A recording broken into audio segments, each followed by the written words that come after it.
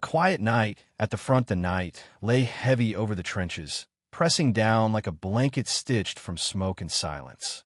The soldier sat hunched over a wooden crate, its rough edges softened by the dim flicker of a lantern. Around him, the earth seemed to breathe in slow sighs, damp with the smell of mud and steel, the air tinged faintly with cordite. The guns had fallen silent for now, and the quiet that followed was both gift and burden. In that pause between battles, when the thunder of shells gave way to the stillness of night, a man could hear the sound of his own heart, slow and steady, counting out the hours of his life. He reached for the paper with hands that trembled more from exhaustion than from fear. His fingers were cracked and raw from cold nights in the mud, but still they sought the comfort of the pen. To write was to remember, and to remember was to be human. And so, in the depths of this war-torn trench, the soldier began a letter. Not an official note, not a duty-bound report, but something tender, something meant to travel across miles of distance and land softly in the hands of those he loved. The lantern threw long shadows on the dirt wall behind him, shapes that seemed to shift and breathe like the ghosts of men who had once sat where he now sat. He glanced around. Most of the company slept, their bodies curled in whatever dry patches they could find, helmets tilted over eyes, rifles at their sides like uneasy pillows. A few sentries remained awake, their silhouettes sharp against the moonlit mist that clung to the trench line. The soldier envied their stillness. They stood like statues, yet even statues knew the weight of waiting. He dipped the pen in ink, its tip scratching gently on the rough paper. The first words always came hardest, like pulling threads from a tangled knot. But once released, they flowed with the patience of a river. He wrote slowly, deliberately, each word chosen with care, for he knew this letter might be his last. "My dearest," he began, the words soft as a whisper in the cold air. "Tonight the guns are silent, and in this brief mercy, I think of you." The sentence lingered on the page, glowing faintly in the lantern light. It was more than ink, it was a bridge. For a moment, he was no longer in France, no longer surrounded by mud and wire. He was at the edge of a familiar field, the grass damp with dew, the sound of crickets filling the air. He could almost smell the smoke from his mother's hearth, could almost hear the laughter of children chasing each other at dusk. The trench faded into the background of memory. The war was still here, yes, crouched just beyond the ridge with its teeth bared, but his mind wandered toward peace. Each stroke of his pen became a rebellion against despair, a way to carve beauty out of ruin. A distant cough reminded him he was not alone. Somewhere down the line, a man stirred in his sleep, muttering words too soft to catch. Another shifted, pulling a blanket tighter around his shoulders. These were his brothers now, strangers made kin by the shared earth beneath their boots and the shared fear in their hearts. Their presence comforted him even in silence. He wondered how many of them wrote letters too, and how many carried words they never managed to send. The paper filled with sentences that seemed to write themselves. He did not speak of battles or wounds. He did not write of blood or fire. Instead, he wrote of mornings back home, of the way the sunlight stretched across the river, of the way the air smelled after rain. He wrote of the sound of footsteps on wooden floors, of the warmth of bread rising in the oven. These details were his treasures, pulled from memory like coins from a hidden pocket. They were the things that made life worth longing for. Outside the trench, the night deepened. Clouds moved slowly across the sky, revealing stars that glimmered faintly through the haze. The soldier looked up at them for a moment, his pen resting between his fingers. He thought of how those same stars shone over his home, how somewhere, miles away, someone he loved might be looking at them too. The thought filled him with quiet strength. He returned to his letter. "If the stars could carry words," he wrote, "I would not need this paper. I would simply send my thoughts into the sky, and you would see them glitter above you." The lantern flickered as a breeze whispered through the trench. It carried with it the scent of damp soil, tinged faintly with decay. It was the smell of war. But tonight it seemed softened, as though even the battlefield respected the sanctity of this letter. His words grew slower now, more deliberate, as if each carried weight beyond its shape. He paused often, staring at the page, listening to the quiet. And in that silence, he found a strange comfort. The war could rage tomorrow, but tonight there was stillness enough to remember he was human, and that he belonged to a world beyond the trenches. When he finally set down the pen, the letter was not finished, but it was alive. It breathed with memory, with hope, with love. He folded it gently and slid it into the pocket of his jacket, close to his heart. There it would wait, perhaps for a chance to be sent, perhaps never to leave the trench. But it existed, and in its existence lay meaning. The soldier leaned back, his eyes heavy. Around him, the trench settled deeper into silence.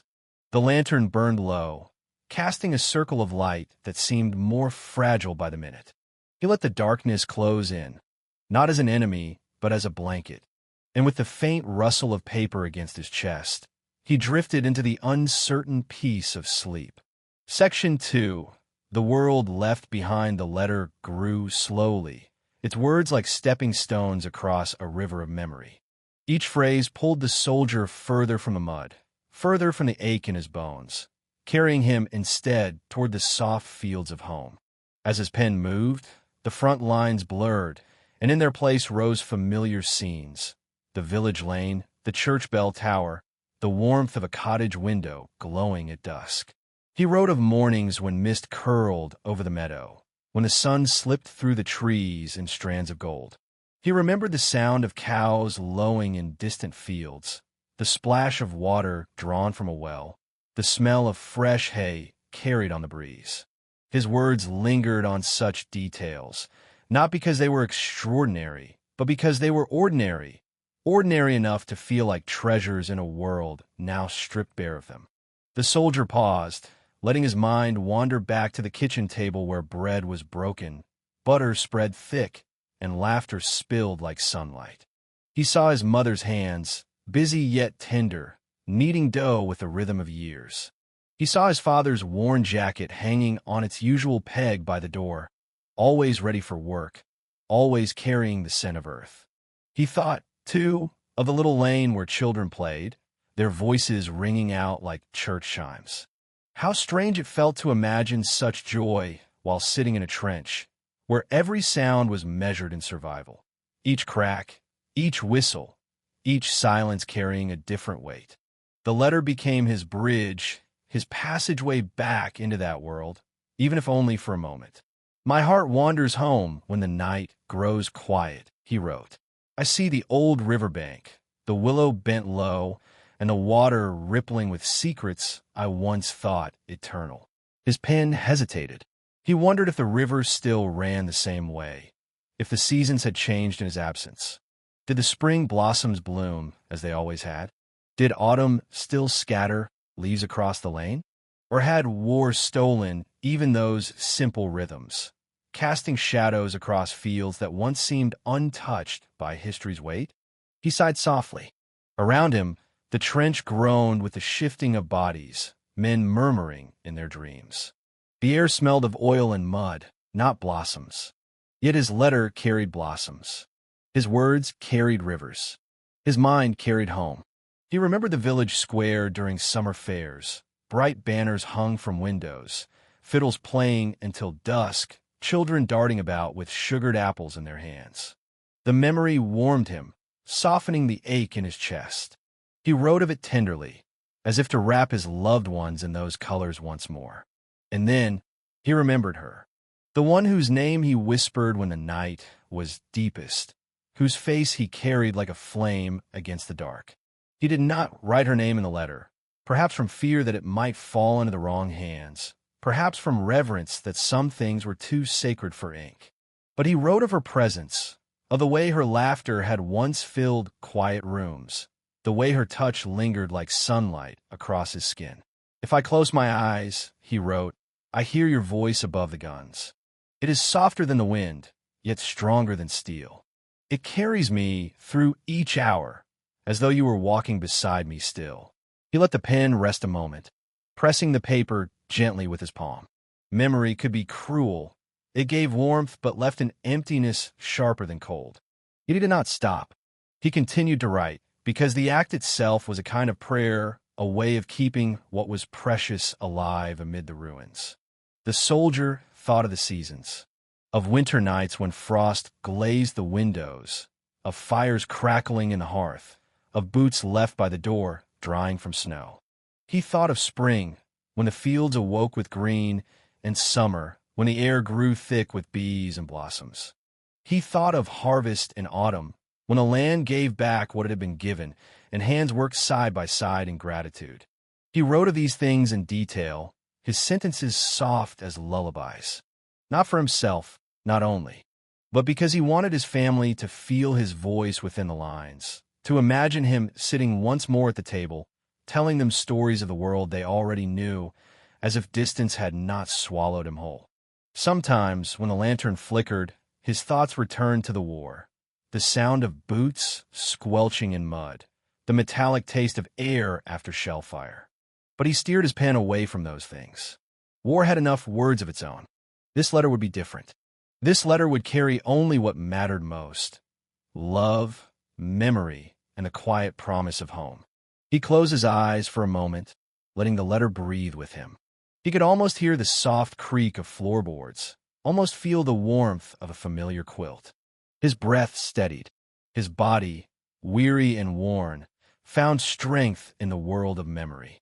When he opened his eyes again, the paper had grown heavy with words. He laid the pen aside and read over the lines slowly, as though savoring them like a meal after hunger. His words were not perfect. They did not need to be. They were alive. They carried his heart across the miles, and that was enough. He folded the paper, placed it against his chest once more, and leaned back against the dirt wall of the trench. The night hummed softly around him, wind stirring, men breathing, lanterns glowing faint. And for a moment, despite the mud and the cold, he felt at peace. For in his letter, he had gone home. Section 3. The silence between shells the night could never be trusted for long. Though it wrapped itself in quiet, though the lanterns burned low and the men sank into uneasy dreams, there was always the possibility that the silence would break. A single shot, a single shell, and the whole world could shift from stillness to chaos in an instant. And yet, for the soldier, it was precisely in those fragile pauses between thunder that he found the deepest reflections. He wrote slowly now, as if listening to the silence itself. It had a weight unlike anything else, a weight that pressed down on shoulders, crept into bones, and made the air feel thick with memory. The silence between shells was not empty. It was filled with echoes of what had been and warnings of what might come. Sometimes he thought it was in those pauses that the war spoke most clearly, not in the roar of cannon fire or the rattle of rifles, but in the soft, unsettling absence of them. He lifted his eyes from the page and listened. The trench breathed faintly around him, the air stirred by the restless turning of men. Far beyond, the land itself seemed to hold its breath. He thought of how different silence sounded at home. In the fields, silence was gentle, broken by the hum of bees or the whisper of grass in the breeze. In the village, silence carried the creak of wagon wheels, the lowing of cattle, the distant laughter of neighbors. Even at night, there was always the comforting rhythm of life woven through stillness. Here, silence was sharper. It cut like glass. It carried not life, but the suggestion of death, of something waiting, crouched in the shadows. He dipped his pen again, trying to catch that sensation in words. "This silence is not peace," he wrote. "It is the shadow that walks before the storm. It lingers like smoke, heavy and bitter, reminding us that the earth itself has become uncertain." He paused, staring at the lantern flame. It flickered with each faint draft of air, shrinking, swelling, as if it too listened for the guns. How many nights had he sat like this, waiting, unsure whether the dawn would arrive? Too many to count. Yet still, he found himself drawn to the strange beauty of it. Above the trench, The stars spread themselves across the black canvas of sky. They shone with a clarity he had never noticed at home, as if the war had stripped the heavens bare of distraction. He remembered lying in fields as a boy, pointing out constellations with friends, making stories from shapes. Now he looked at them not with wonder, but with longing. Did his family see these same stars tonight? Did they pause, as he did, to gaze upward and wonder who else might be looking? The silence between shells gave him time to think of such things, and in thinking of them, he found comfort. The war might silence voices, but it could not silence the stars. They endured, constant and patient, as if to remind him that not all was lost. Some nights, when the stillness lasted long enough, men in the trenches would whisper quietly, their voices hushed like children afraid of waking a sleeping giant. They would speak of home, of food, of songs. Sometimes they sang, though softly, their voices trembling with the effort of pushing hope into the air. The soldier remembered one such night, when a single voice began a hymn, and soon others joined, until the trench hummed with fragile harmony. The guns did not answer, and for a moment, it felt like prayer. He wrote of it now. We sing in the quiet because silence alone is too heavy. Each note is a lantern against the dark, each voice a hand reaching out across the gulf. A breeze stirred above the trench, carrying with it the faint rustle of barbed wire. The sound was eerie, almost like whispering. He shivered, though not from the cold. There were times when the land itself seemed alive, as if it too waited for the next explosion, the next fracture of earth. The silence stretched on. He leaned his head back, letting the dirt wall press against his skull, closing his eyes for a moment. In the stillness, he could hear his heartbeat, steady, insistent. It sounded louder than the wind, louder than the breath of the man beside him.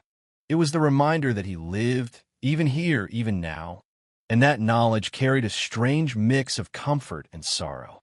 He returned to his letter, his pen scratching softly. I fear the silence, yet I also crave it. It is the only time I can hear myself think, the only time I remember I am still me. His words slowed, turning more tender. He described the stars again, how they seemed like lanterns hung by unseen hands, how their light reached across centuries. If you look at them, he wrote, know that I too look, and that in their light we are not so far apart. The lantern dimmed further, and the shadows stretched long across the trench. The silence held, but he knew it would not last. It never did. Soon, the guns would thunder again, shattering the fragile web he had spun with words.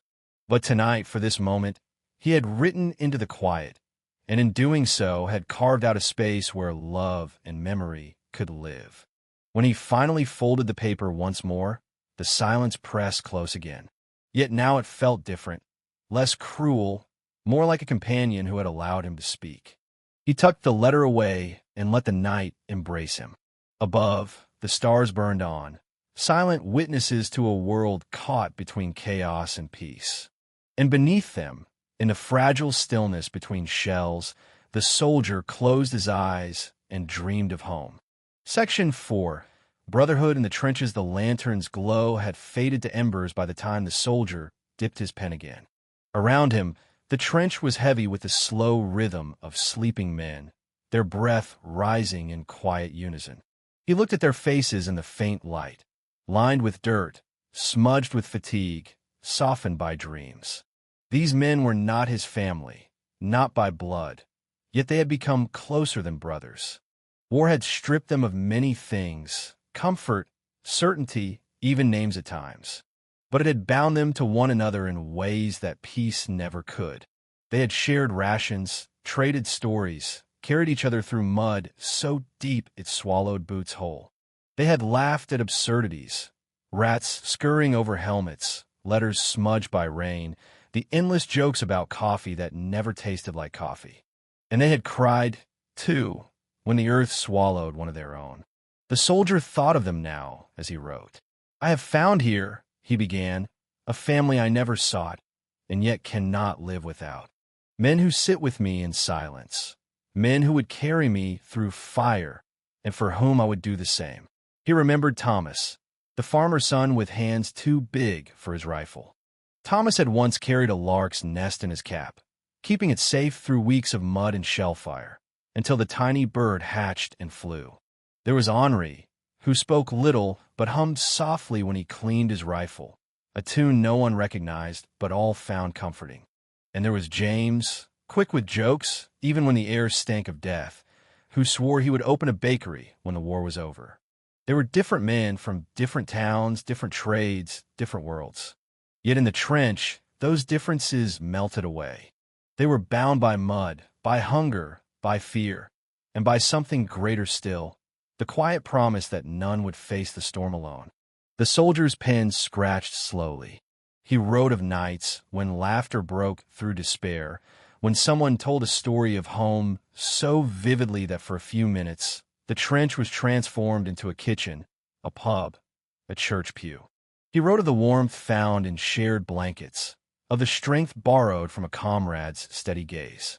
Here, he wrote, we are held not by orders, but by one another. We endure because we endure together. He paused, remembering moments that lived sharper than others. The night he stumbled in no man's land and a hand caught his arm, pulling him back before the bullet found him. The day his legs gave out from exhaustion, and someone lifted his pack without a word. The morning when, after days of bombardment, silence returned, and they sat shoulder to shoulder, saying nothing, yet finding peace in simply being alive beside each other. The bonds of the trench were unlike any he had known. They were built not of years, but of moments, moments so heavy, so carved by danger, that they etched themselves deeper than time. He thought of how strange it was to be closer to these men than to some he had known all his life. And yet, it was truth. He looked at their faces again, softened in sleep. He wondered how many of them would see another dawn. The thought brought a quiet ache, but also a strange kind of gratitude. To have known them at all was to have been changed. Should I fall, he wrote, know that I did not fall alone. I carried with me the voices of these men, their laughter, their courage, their songs sung in the dark. I carried with me a brotherhood born of suffering and made holy by love. His pen slowed as the lantern flickered. The trench shifted, men turning in their sleep, murmuring dreams. Somewhere, a sentry coughed, the sound echoing faintly. Yet within the trench, there was a warmth, a strange, invisible fire that held them together even in the cold.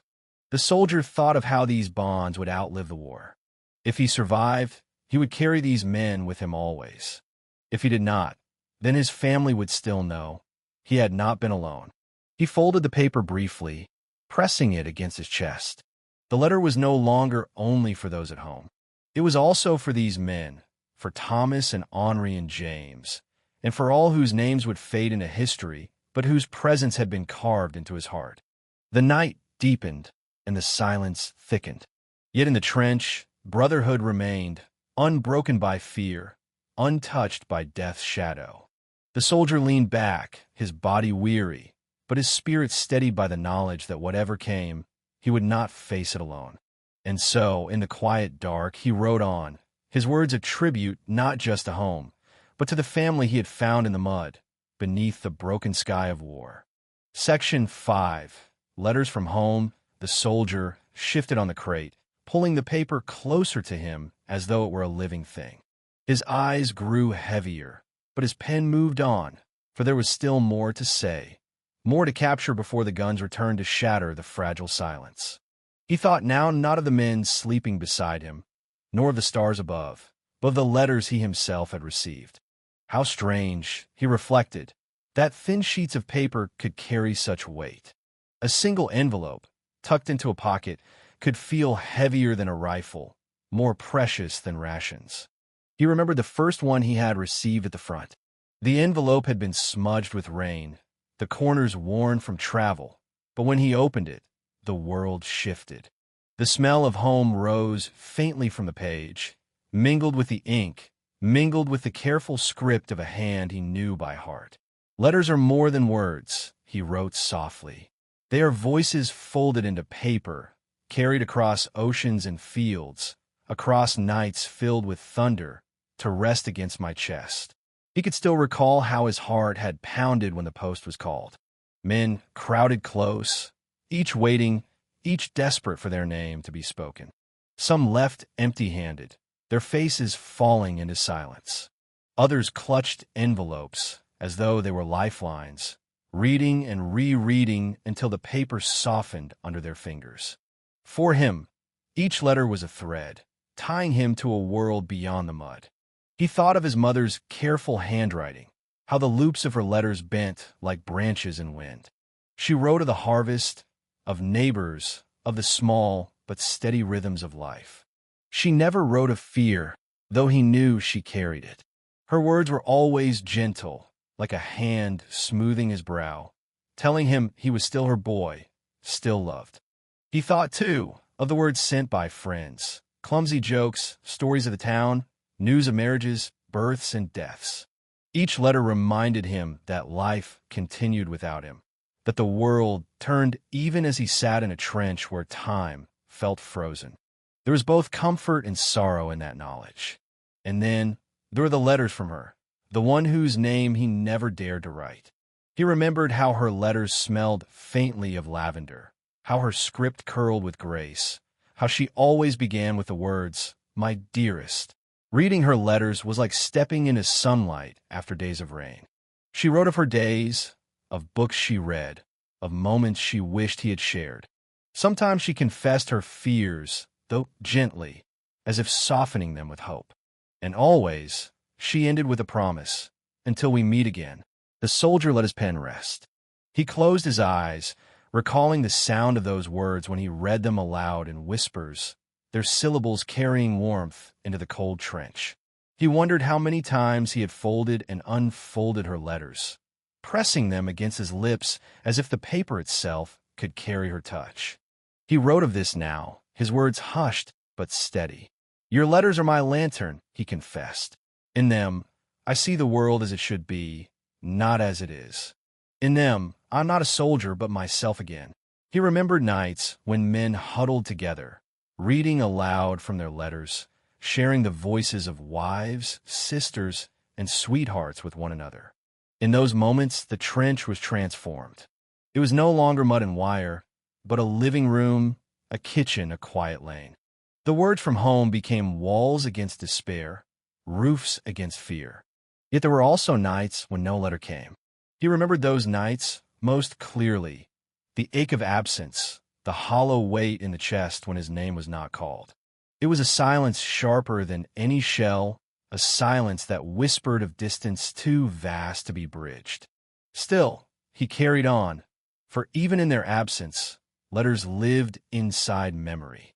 He dipped his pen again, scratching more slowly now.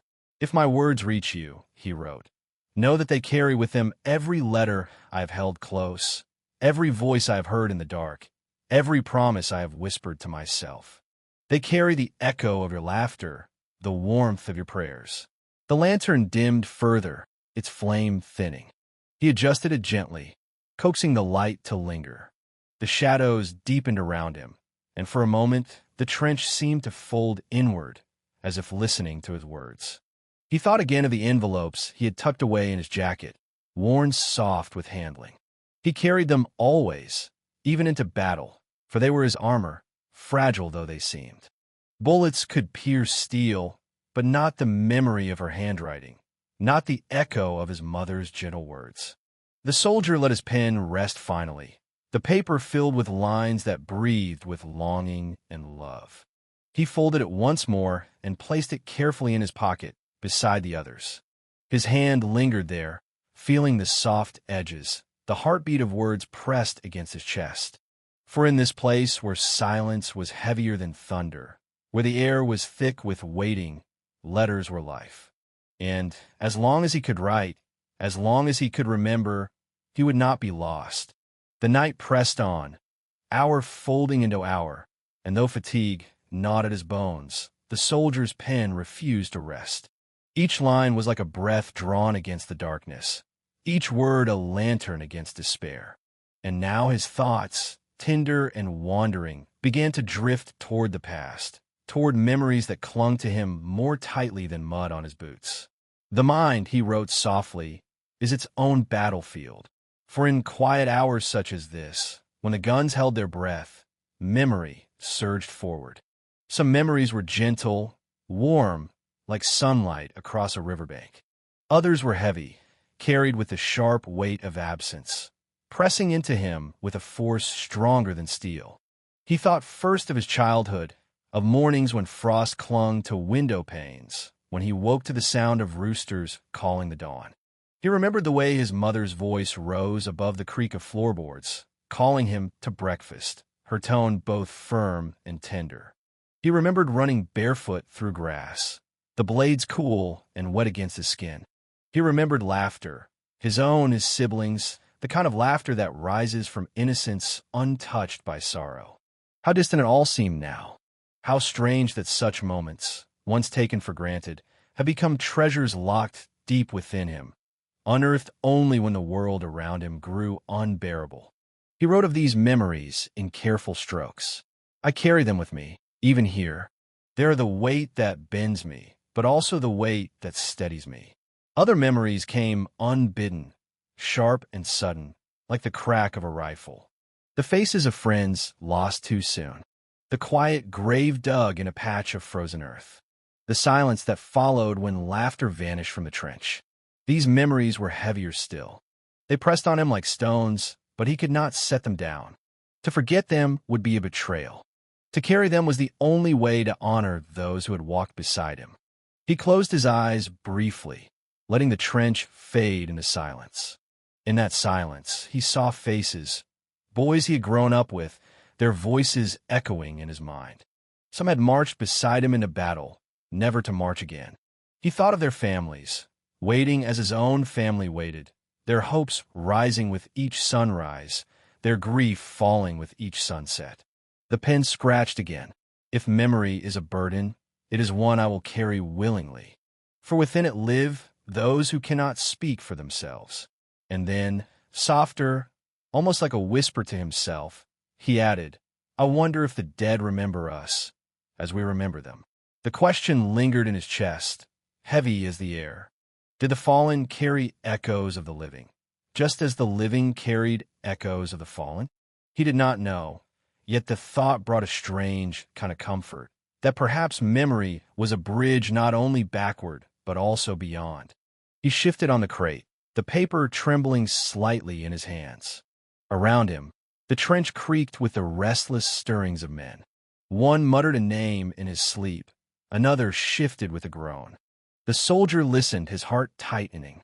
Each sound was a reminder that memory lived not only in him, but in every man who bore the weight of absence. He thought again of home, of the willow by the river, of the path winding through fields of wheat. But even those memories carried shadows now, for he wondered if he would ever walk that path again, or if it would live only in letters, only in dreams. Memory, once a comfort, now carried the sting of uncertainty. Still, he wrote on, we are not only what we do, he confessed. We are what we remember, and what remembers us. The lantern flickered low, its flame shrinking to a thin thread of light. He leaned closer, his face half in shadow, the paper glowing faintly beneath his hand. He thought of how one day, perhaps, this very letter would be a memory too, something read by his family, held close, folded and unfolded until the paper thinned. He wondered if they would hear his voice in the lines, if they would feel his presence even when he was gone. He dipped the pen again, the ink flowing in steady streams. His words turned softer, like a prayer. If I am remembered, he wrote, let it be not as a soldier, but as a son, a brother, a friend. Let it be for the laughter I shared, the kindness I tried to give, the love I carried even here in the heart of war. His chest ached, not from cold but from longing. Memory had a way of making the heart too full, too fragile. Yet he welcomed it, for it reminded him he was still human, still tied to something greater than the mud beneath his boots. The night deepened further. The stars glimmered faintly above, though he could not see them from where he sat. He imagined them instead, scattered across the sky like pages of memory themselves, each light a reminder of someone gone, someone loved, someone remembered. When he folded the paper at last, his hands lingered over it. He pressed it against his chest, feeling its weight. Not heavy like steel, not heavy like stone, but heavy like memory, burdensome, yes, but also sacred. He closed his eyes, letting the darkness settle. Around him, the trench breathed on, men dreaming, earth waiting. And in his heart, memory whispered, carrying him home even as the war pressed closer. The trench was always filled with ghosts, though none could be seen. They lingered in the corners, in the folds of silence, in the weight of each man's eyes. Death was no stranger here. It did not arrive with ceremony, nor always with warning. Sometimes it came with thunder, a shell splitting the air and earth alike. Other times it came quietly, slipping in his sleep like a thief. For the soldier, death had become less an enemy than a constant companion, walking at his side, patient and inevitable. He wrote now of this truth, his hand steady though his heart felt heavy. Death here is not sudden alone, he whispered onto the page. It is the nearness that shapes us, the knowledge that each breath might be the last. And yet, in that nearness, life itself grows sharper, clearer. He thought of the countless times he had seen it. How quickly a man could shift from laughter to silence. How one moment of stillness could echo louder than 1,000 shots. He remembered the look in a comrade's eyes when the bullet found its mark, the way light dimmed slowly, like a lantern losing oil. Such images never left a man. They clung to him, settling in his chest like stones. And yet, alongside the weight was a strange calm. Fear had been sharp at first, stabbing with every sound, every whistle of shell fire. But over time, it dulled into something else. Not acceptance, not resignation, but a recognition. Death was not a question anymore, but a presence, like the air, like the mud. One did not escape it. One only walked with it. He dipped the pen again, his strokes deliberate. I do not hate it, he wrote. I do not welcome it either. I simply know it, as one knows the shape of shadow. And in knowing it, I find I fear it less. The lantern flickered, shadows lengthening on the wall behind him. He could almost imagine those shadows were figures, men who had already stepped beyond. Their shapes shifted, vague but near. Perhaps it was only fatigue, but he felt comfort rather than fear. To die was not to vanish, he thought. To die was to join the silence, to become part of the whispers that moved through the earth and stars. The soldier recalled how often men spoke of death in hushed tones, joking about it with brittle laughter. They made wagers, they whistled tunes, they carved their names into rifle stocks as though to leave behind a mark. Yet beneath the jokes was always the same truth. They felt it close, closer than any letter, closer than any memory. It pressed against their shoulders, reminding them that time was not theirs to hold. He wrote of this honestly. There are nights, he confessed, when I imagine death sitting beside me. Not cruel, not kind, simply present. It listens as I write, as if it too waits for my words to be finished before it takes me. His thoughts wandered home again. How strange that death could make life's smallest moments feel so vast. He thought of the taste of bread, of rain pattering on a roof, of the warmth of a hand held in trust. These things became precious not because they were rare, but because he knew how fragile they were. Death sharpened memory, polished it until it gleamed like glass. He paused, the pen still in his hand. He thought of what he would say to death, if it truly stood before him. Perhaps he would not argue, nor plead. Perhaps he would only ask that it carry his love back with it, to those who would remain. Perhaps he would ask it to make his letter reach home. A low murmur stirred in the trench, one of the men coughing, another shifting in his sleep. The soldier listened, grateful for their presence. Death might walk close, but so did life, and as long as he heard the breathing of his comrades, he knew the balance still held. He wrote again, slower now, each line careful. If death takes me, no, it does not take me from love. That love is larger than war, larger than silence. It will reach you still, even if my voice does not. The words steadied him.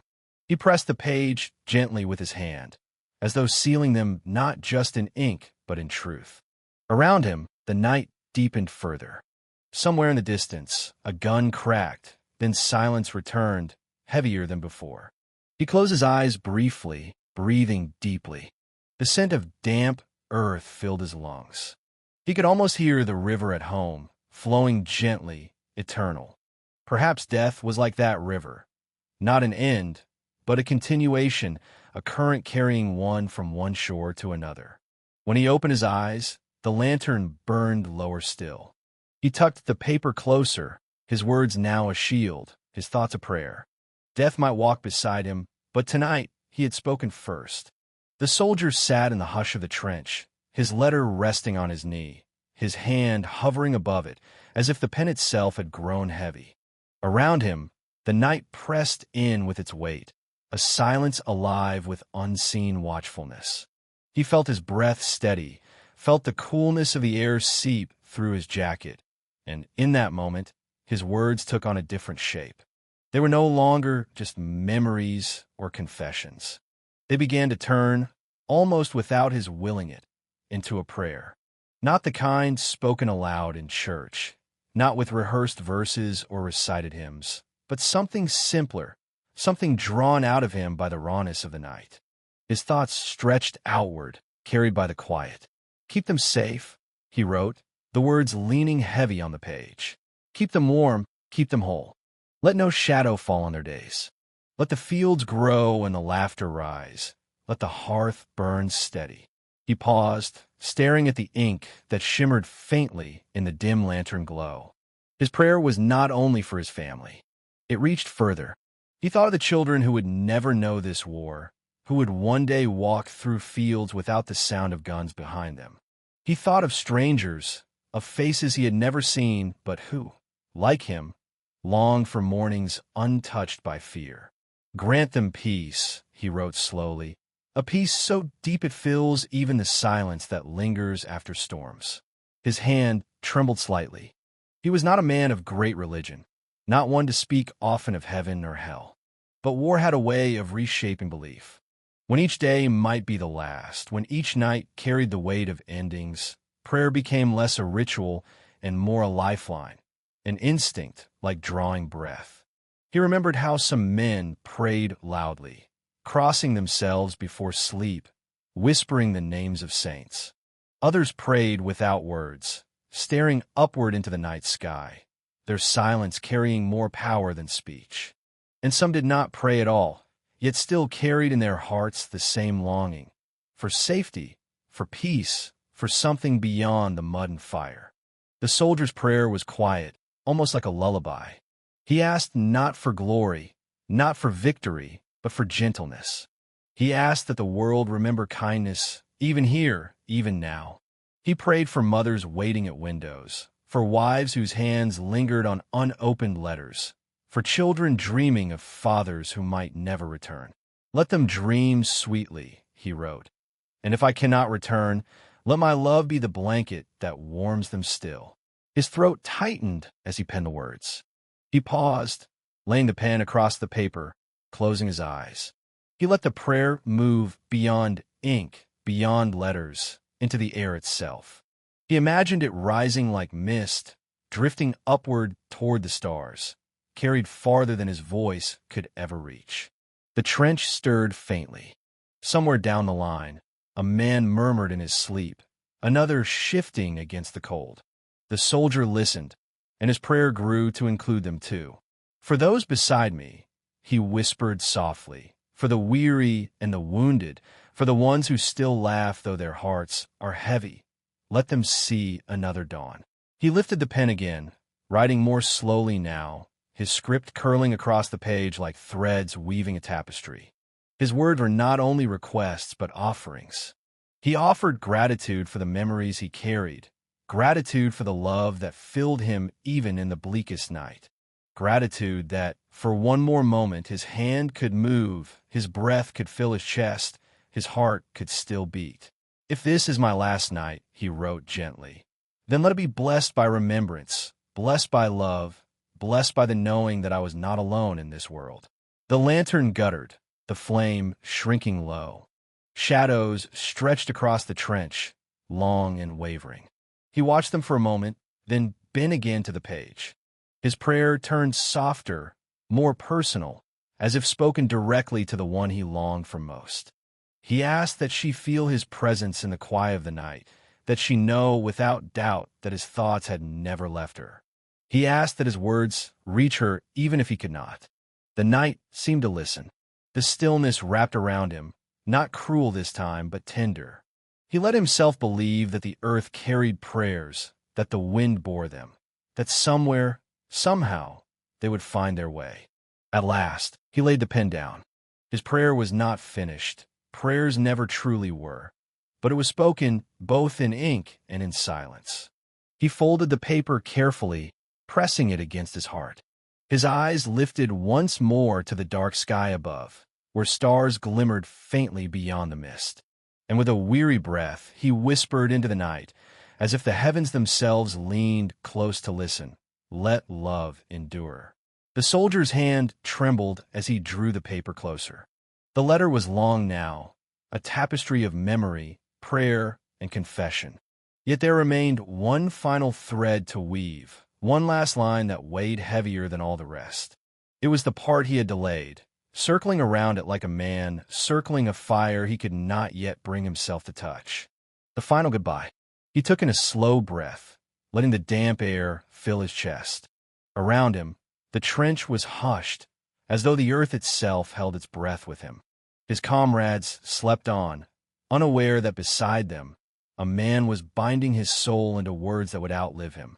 He dipped the pen again, and this time, the words came haltingly. "If these are the last words you read from me, know they are written with love deeper than distance, stronger than war, enduring beyond whatever silence may come." His throat tightened. He could almost see their faces, his mother at the window, his sister's laughter, the warmth of hands he longed to hold once more. He imagined them opening this letter, their fingers trembling on the fold, their eyes lingering on each line as though it were a voice carried back from the grave. "I do not want you to grieve," he wrote carefully, "for grief is heavy, and love was never meant to be a burden. Remember me in the sunlight, in the turning of seasons, in a laughter that still rises when stories are told. Do not remember the mud or the gunfire. Remember the boy who ran through fields, the son who smiled at your table, the man who loved you without measure." The pen scratched softly in the dim light. He paused, staring at the ink glistening like tears across the page. His heart ached with the knowledge that words, however carefully written, could never hold the fullness of his love. Yet they were all he had to give. He thought of her most of all, the one whose name he never dared to write aloud in this letter. He imagined her eyes reading his words, her lips forming the shape of his name as though he were still there. He longed to tell her everything, to promise her forever. But forever was not his to promise. Only this moment, only these words. "To you," he wrote softly, "I give the last of my strength, the last of my hope, the last of my heart. Carry it as your own. Carry it into days I will not see, into mornings I will not wake. And know that even if my body falls, my love remains unbroken, unending." His eyes blurred, the lantern's flame wavering in his sight. He blinked, steadying himself. The trench seemed to fade for a moment, the damp walls and mud dissolving into visions of home. He could almost hear the river's murmur, the rustle of trees in the wind. He could almost feel the warmth of her hand in his. He pressed on, though his pen grew slower, each word a weight. "Goodbye is not the end," he whispered onto the page. "Goodbye is the breath before reunion, the pause before we meet again. If I do not return, do not think of me as gone. Think of me as waiting, just beyond sight, just beyond touch, but never beyond love." The trench groaned faintly, with shifting in the damp. The soldier lifted his head, listening. A shell cracked in the distance, far off but sharp enough to stir the men around him. He did not flinch. Instead, He bent once more to his words, determined to finish before the night unraveled. "I thank you," he wrote, "for every moment, every memory, every kindness. I thank you for giving me a world worth carrying with me, even into darkness. I thank you for being the reason I endured, the reason I smiled, the reason I believed there was still light in this world." His hand stilled, the pen hovering above the paper. There was little left to say. The letter was full, heavy with all he could pour into it. Yet still, he lingered, unwilling to let go. At last, he set the pen down. He folded the letter carefully, pressing it to his chest, holding it there as though it were a heartbeat he could not lose. His eyes closed, and he breathed in the silence, letting it settle deep. The final goodbye had been spoken, but even as he released the words onto the page, he felt a strange peace. Goodbye was not an ending. Goodbye was a whisper carried forward, a promise that love would outlast even silence. And so, in the stillness of the trench, with shadows stretching long and dawn still distant, the soldier gave his farewell, not in despair, but in hope. A farewell that was in truth a vow. The whisper beyond the trenches the night was thinning. Somewhere beyond the horizon, a faint pale light was gathering, though it had not yet touched the trench. The soldier sat in stillness, the folded letter pressed close to his chest, his breath slow, his eyes heavy. Around him, the trench murmured with sleep, the soft chorus of men breathing through dreams. Yet in this fragile hour, he felt a presence larger than himself, larger than war. It was as though his words, carried on ink and silence alike, had begun to drift outward, beyond the mud, beyond the barbed wire, beyond even time itself. A whisper. That was what the letter had become. It was no longer only his voice. It was the voice of every soldier who had bent to paper in the dark, scratching words in his silence with trembling hands. It was the voice of every heart that longed for home, every soul that carried love even in the shadow of death. The whisper rose, weaving through the trenches, over the fields, into the star-scattered sky. "If I do not return," he had written, "let these words walk where I cannot. Let them be my footsteps across the earth, my touch upon your hand, my voice carried in the wind." The soldier closed his eyes, letting the whisper grow. He imagined it moving through villages where lamps still burned, brushing past windows where mothers waited. He imagined it curling into rooms where children slept, settling like a lullaby on their dreams. He imagined it reaching her, the one whose letters he carried closest to his heart, touching her cheek with the tenderness of all the words he could never say.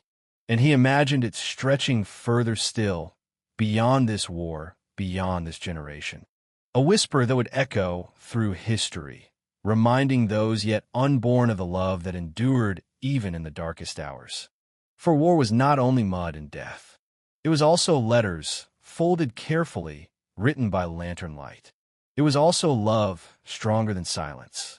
He breathed deeply, the air damp with earth, laced with the faint scent of smoke. Somewhere in the distance, a bird stirred, its cry fragile but defiant. Dawn was drawing near. He felt its approach like the lifting of a curtain, like the breath before a hymn. He lifted the letter once more, pressing it into the pocket of his jacket. His hand lingered there, as if to promise its safe passage. He did not know if it would ever reach home. But he knew this. The words within it would never vanish. They were carved into him, etched into the stillness of this night, woven into the fabric of memory itself. The soldier bent his head, resting his forehead against the damp wood of the trench. He whispered one last time, not to the page, but to the silence itself, "Carry me home." And though no voice answered, he felt something stir, a quiet assurance, as if the earth had listened, as if the sky itself had bowed to receive his words.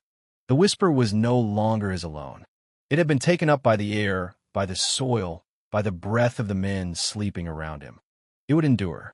The faint glow of morning began to creep over the horizon, painting the sky in pale hues. Soon the guns would return.